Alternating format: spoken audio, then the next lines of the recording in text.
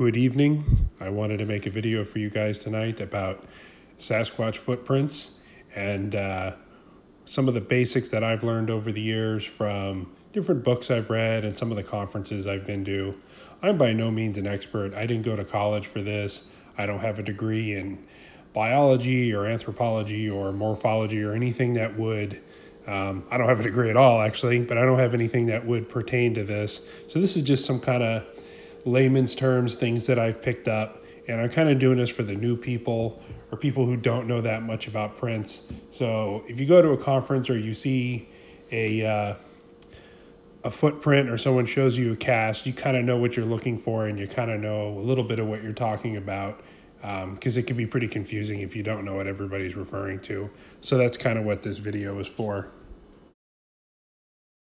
So the first thing is, when you find a trackway, which is multiple tracks leading somewhere, you'll notice when it comes to Sasquatch tracks that they're more or less in a straight line or very close to it. They don't have that gate like you can see on the right there with human footprints, or in this case on the left of this picture, deer footprints, where they're kind of left, right, left, right. These are pretty much straight in front of each other, kind of like some Olympic runners tend, when they run, their feet get a little more in line with each other. That's very common by the way their foot is built. And that's one way to pretty much debunk anybody who's showing you if the trackway is real broad or real wide, separated from each other. It might be Sasquatch, but that's one of the telltale signs that it's not, is that they're not in a line like that or close to it in a line. Most of the verified trackways do show that, and that's one of the big indicators that I always look for if there's more than one print.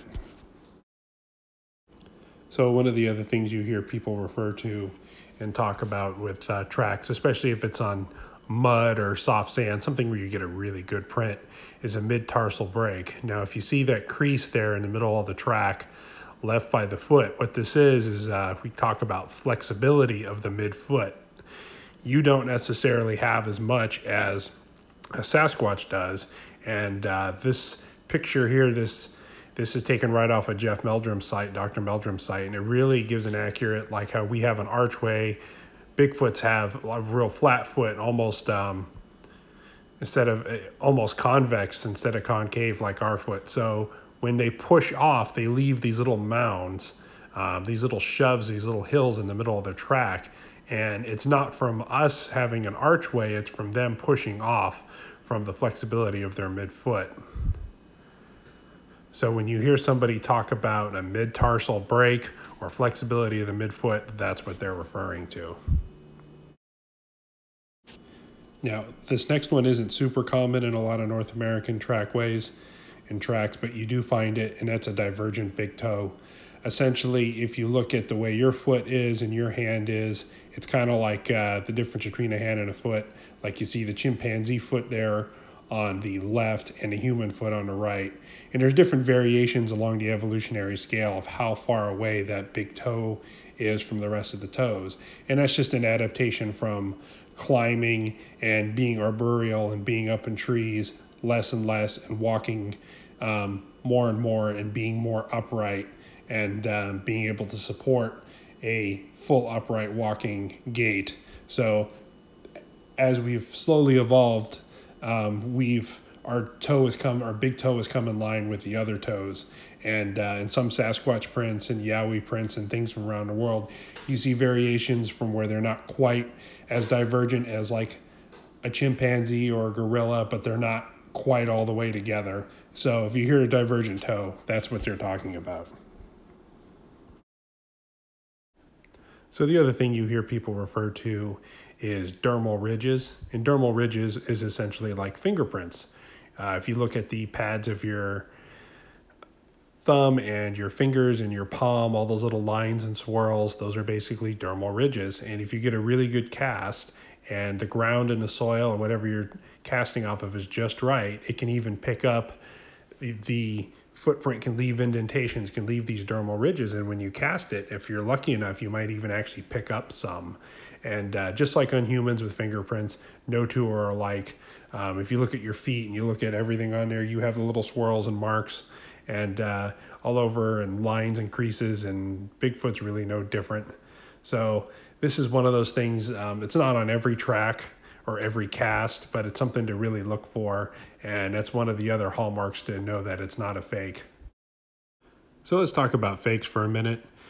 One of the most obvious things is when someone clamps on a fake Bigfoot or like a plaster Bigfoot track or a wood cutout. Is the most notable thing is, especially if you have more than one track, a trackway, is they're going to all look almost identical.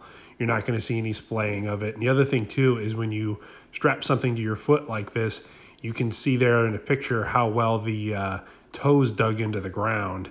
And that's a pretty good indicator that something was strapped to a foot or it's a hoax. Because normally your toes don't, I mean, they dig in, but not all the weight shoves off on there, because you're basically using a plank and trying to walk on a plank. So that's kind of one of the telltale hallmarks too, is if you see the uniformity of the track, you don't see any dermal ridges, you don't see a mid-tarsal break, which is the flexibility of the midfoot, and you see the toes really dug in there, it's probably a fake. So yeah, these are just a few things I've learned over the years. If you feel I deserve it, please give this video a thumbs up. And if you haven't already, please subscribe and ring the little bell for notifications. Got some big plans going on, and some big things happening with this channel. And keep you guys updated, and stay safe in the woods, folks.